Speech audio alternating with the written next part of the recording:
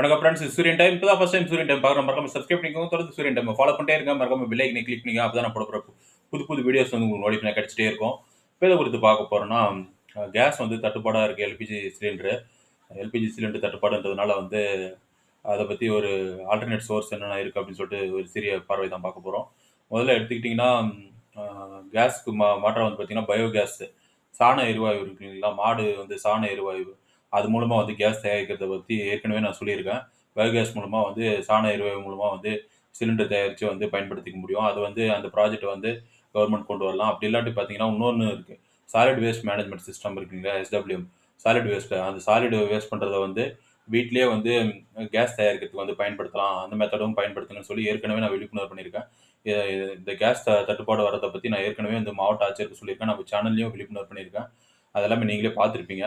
அ அது மட்டும் இல்லாது பார்த்தீங்கன்னா, இன்னொரு விஷயம் இந்த பயோகேஸ தாண்டி இன்னும் என்ன இருக்குன்னு பார்த்தீங்கன்னா, கரண்ட் அடுப்பு இருக்கு. கரண்ட் அடுப்பு மூலமா வந்து குக் பண்ணலாம். ஆல்டர்னேட் சோர்ஸா இப்ப டெம்பரரியா அந்த இஷ்யூ சால்வ் ஆகுற வரையும் கரண்ட் அடுப்புல குக் பண்ணலாம்.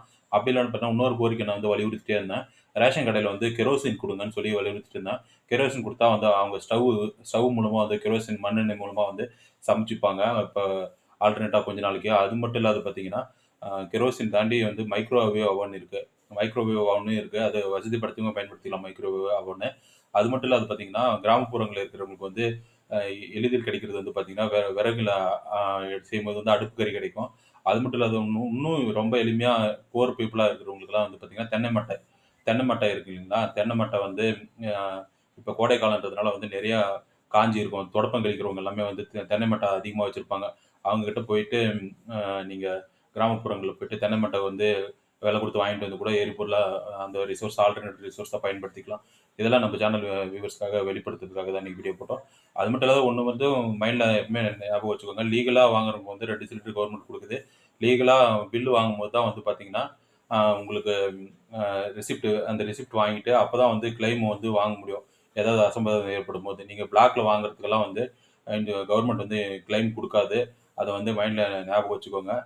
இத பத்தி விழிப்புணர்வு ஏற்கனவே நான் வந்து மாவட்ட ஆட்சியருக்கு சொல்லிட்டேன். அது மட்டும் இல்லாது பார்த்தீங்கன்னா, நம்ம சேனல்லயும் சொல்லிட்டேன். இந்த இந்த தகவல் வந்து உங்களுக்கு பயனுள்ளதா இருக்கும்னு நெனைக்கிறேன். இது போன்ற அப்டேட் மற்றும் விழிப்புணர்வு தகவலுக்கு தொடர்ந்து சூரியன் டைம் ஃபாலோ பண்ணிட்டே இருங்க. சூரியகுமார், சூரியன் டைம். இது வந்து பார்த்தீங்கன்னா, விவசாயிகள் குறைதீர் கூட்டத்தில சொல்லல. அ எரிவாயு குறைதீர் கூட்டம் வந்து மாதம் ஒரு முறை வந்து நடைபெறும். அதிலேயே சொல்லிட்டேன் நானு டைரக்ட்டா போய். Thank you.